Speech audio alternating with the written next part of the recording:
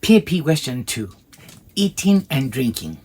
What that question means. Stay tuned and we're gonna find out next.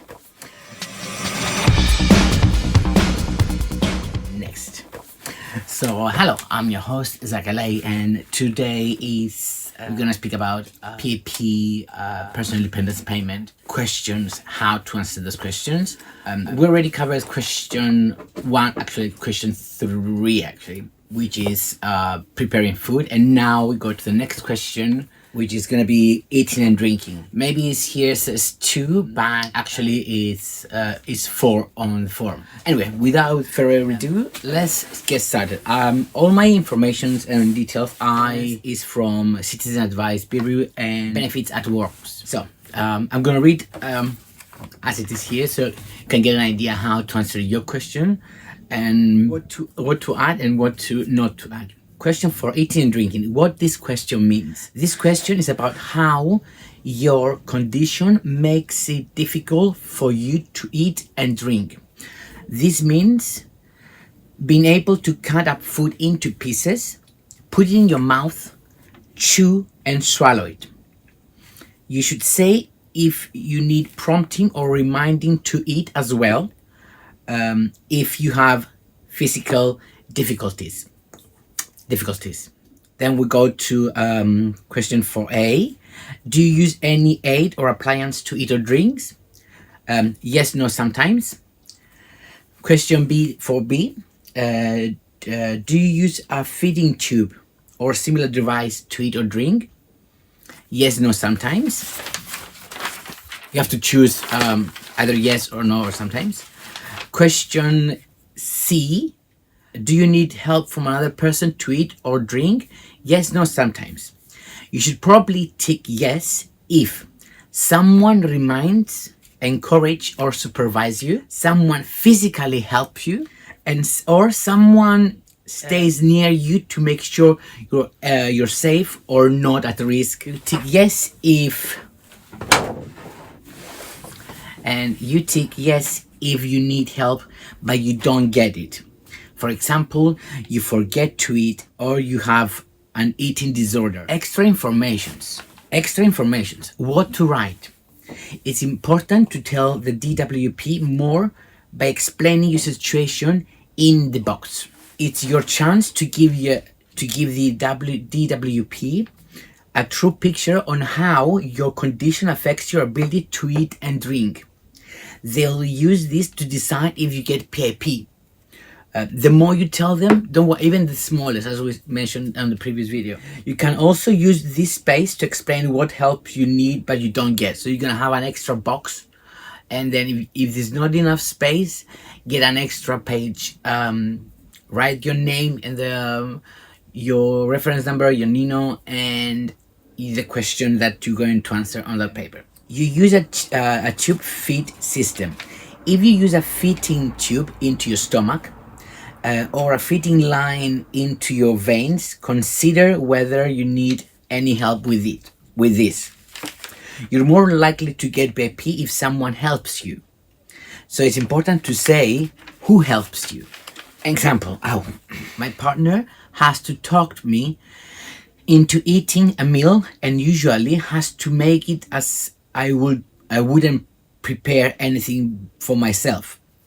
They make sure I eat most evening meals, but if they are not there, I don't bother. My medication makes me feel queasy, and sometimes it makes me sick after I've eaten. I've tried to put off eating in case it makes me ill. My mom trying to comes around most days to check up on me and see what I have eaten. I'll eat because she's there telling me to, but I'll avoid if I can't. Time it takes. So think about whether it takes you at least twice as long to eat and drink as someone without your condition. Trying to explain how long is it take.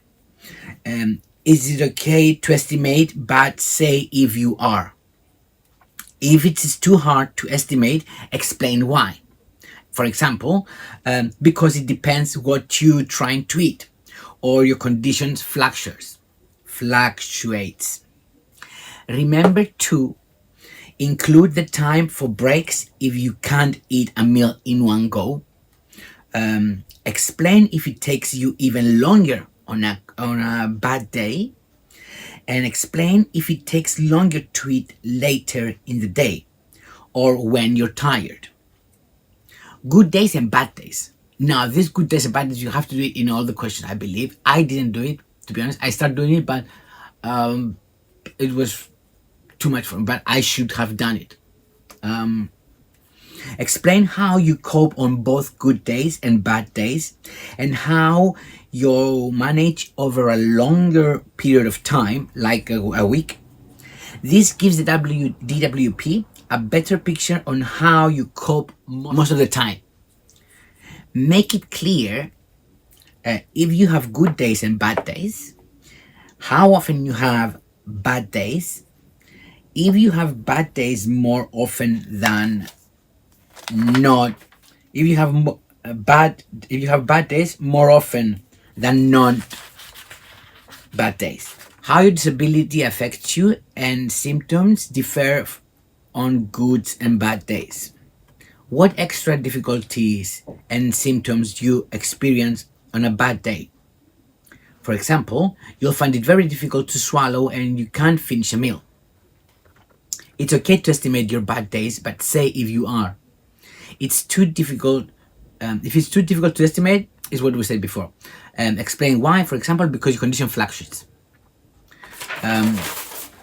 Symptoms like pain, breathlessness, anxiety, and tiredness. Explain whether the difficulties you have eating or drinking cause you any physical or mental symptoms, like pain, discomfort, tiredness, or feeling down. It is helpful to explain the symptoms and give an example, including how often you have them, how long they last, if they're likely to increase the risk of an accident, and if they affect your ability to carry out any of the other activities on your PAP claim form. Aids you need. Aids you use. Think about what aids you need to eat and drink, including things like weighted cups and adapted cutlery. It might help to imagine eating out or at a friend's house instead on your own.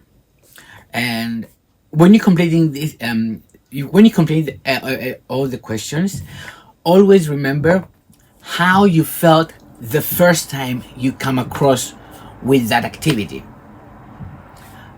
Because through the time we become in habit and we don't seem that is actually a struggle, but it is.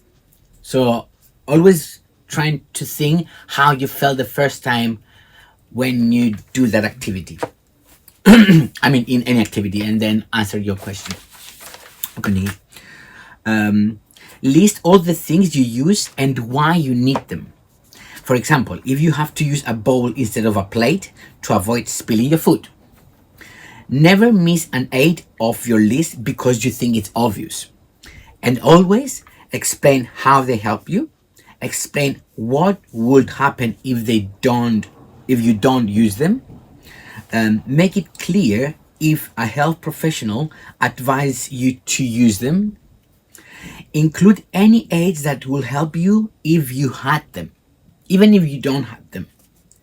And include any aids that your condition prevents you from using it. Someone physically help you. If someone helps you to eat or drink, explain what they do and why.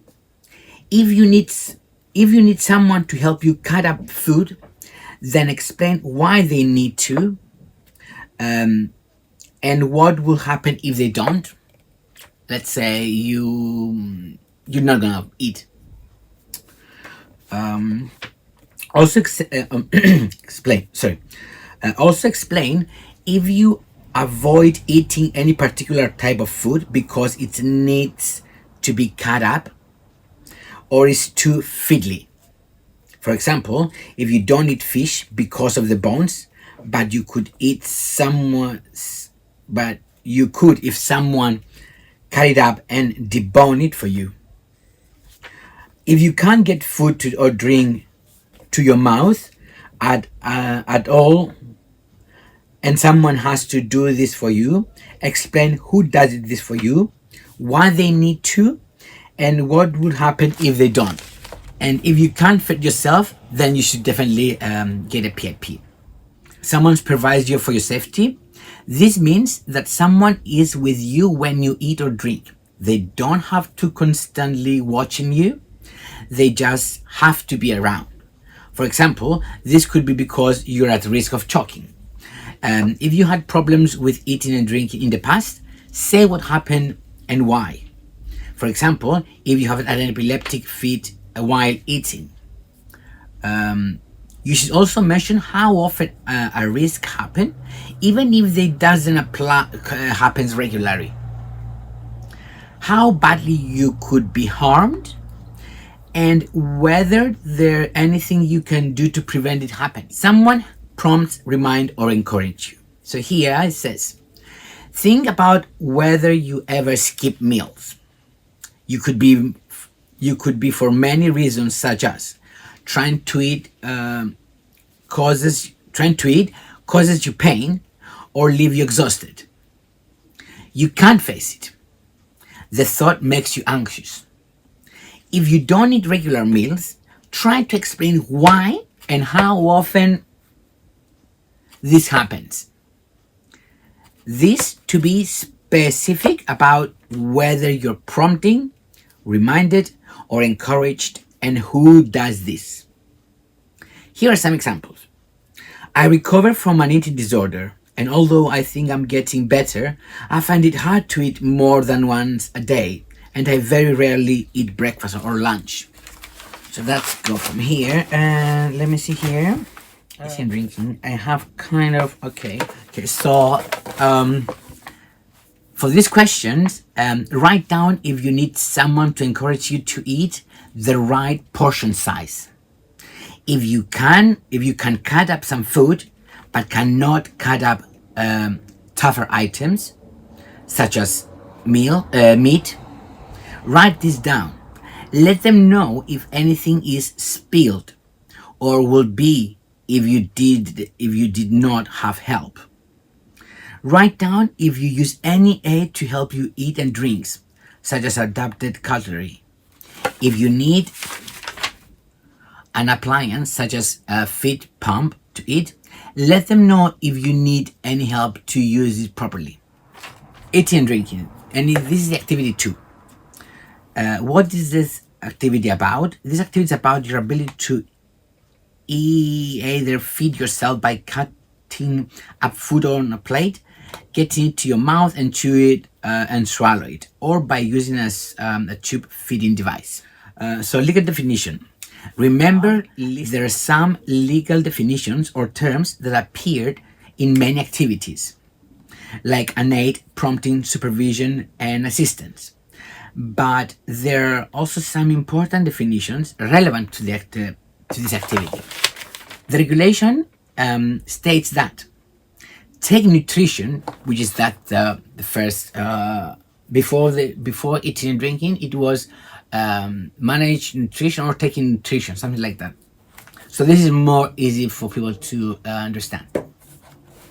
So taking nutrition means cut food into pieces, convey food and drink to one's mouth, and chew and swallow food and drink, or take nutrition by using a therapeutic source. What's therapeutic source?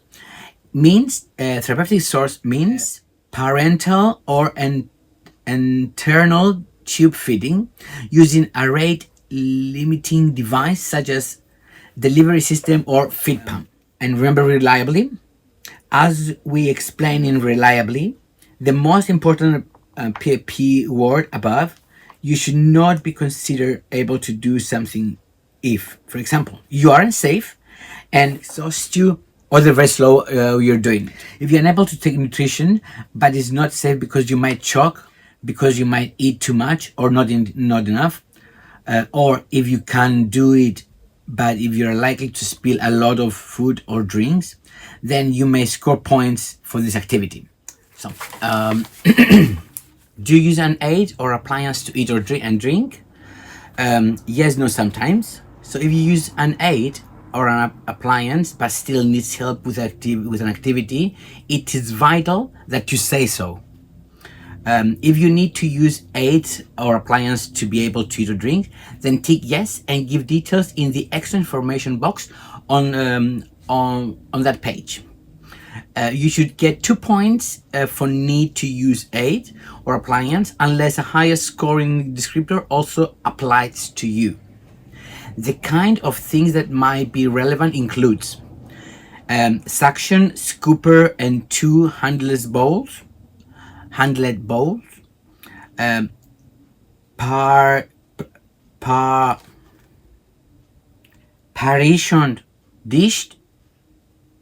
partitioned dishes, plate surrounds, bibs and clothing protectors, easy grip cutlery, 2-handled cups, easy hold brackets, straws, cups with lid. If you need to use any of these to eat or drink, you should score 2 points for this activity. Do you use a feeding tub or similar device to your drinks? I think we mentioned this earlier. So extra informations. So this form explains that help includes help you need but you don't get. So if you feed yourself because you don't have any help, but you run the risk of choking or taking you a very long time, then tick yes and give details in the extra information box you're gonna find over there. Extra information, eating and drinking. You should include details of any problem you have with motivating yourself to eat because, for example, you often feel too lethargic, depressed, or tired to eat. You should score a possible 4 points under 2D. Knowing when you have problem knowing when to eat. You have problem remembering whether you have eaten. You have problem not being able to stop yourself eating once you have started. I've done it.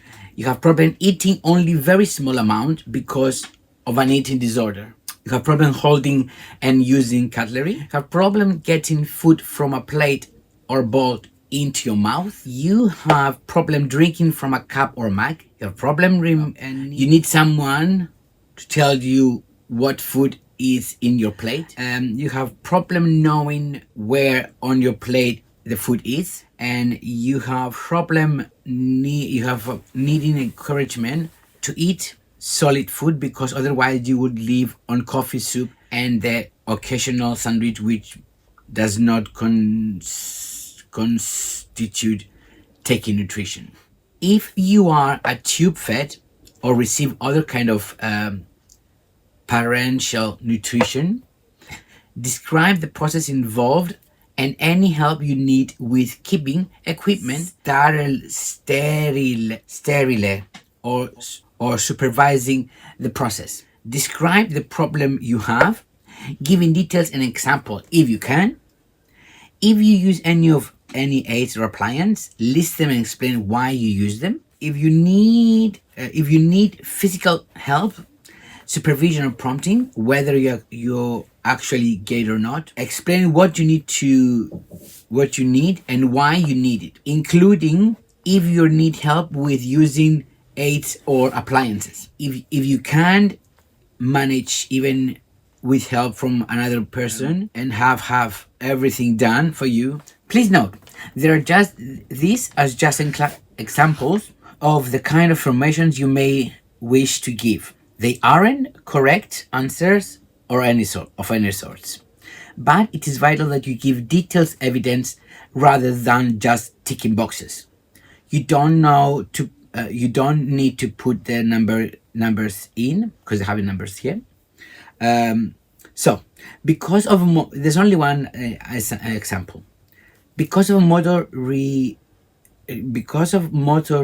neuron disease, I have muscle weakness in my hands and arms. This means that if I have difficulty using cutlery and cannot safely pick up hot drinks, have dropped I have dropped cups and glasses so many times that I no longer use them. I now use a cup with lid that does not spill if it drops me, and I have cutleries with an adapted handlers. Even with adapted cutlery, I do not have the strength or dexterity to cut up things like sausages or bacon and need someone to do this for me. My condition tends to get worse as the time goes on, and I become more literal. And that was how to answer 18 drinking questions on your pet peeve for review or renew or your first claim. So hope you like this video. Please click the like button and subscribe to my channel so get notifications if you want to when I'm going to upload the next video for this series. And yeah, thumbs up and thanks for watching. See you in the next video, which will be managing treatments, medication. See ya.